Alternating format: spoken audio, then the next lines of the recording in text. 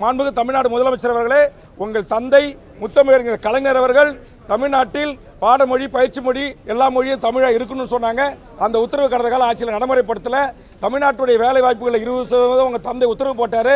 அது அதிமுக ஆட்சியில் ஓபிஎஸ் இருக்கும்போது இந்திய நாட்டை சேர்ந்த எவர் வேண்டுமானாலும் தமிழ்நாட்டுடைய டிஎன்பிசி குரூப் 1 உட்பட எல்லா பதவிகளும் தேர்வு எழுதி வரலான்னு சொன்னாங்க.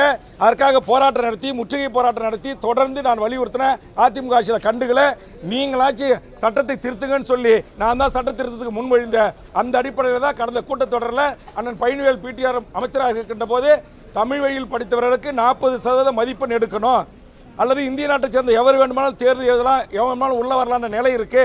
அது கூடாது. அப்படி உள்ள வந்துட்டானா டைரக்ட் விஓ பதவியிலிருந்து ஆர்டிஓ, நேற்று நான் சொன்னேன், இங்கே வந்து ஆர்டிஓ பதவி, டிஎஸ்பி பதவி, மேஜிஸ்ட்ரேட் பதவி, டிஸ்ட்ரிக்ட் ரிஜிஸ்ட்ரார் பதவி, அசிஸ்டன்ட் கமிஷனர் கமர்ஷியல் பதவி என்று எல்லா பதவிகளிலும் தமிழ்நாட்டில் இன்னும் 25 வருஷம் கழிச்சு எல்லா வடநாட்டுக்காரன், பீகார் இந்திய தாய்மொழியாக கொண்டவனதான் இருப்பான். இந்த நிலைமையை உடச்சது தமிழ்நாட்டில் எந்த கட்சியும் கிடையாது. நான் ஒரு ஆள் பேசி தான் சட்டத்தை கொண்டு வந்தேன். தமிழ்நாட்டில் 156 கட்சி வாயா திறக்கல.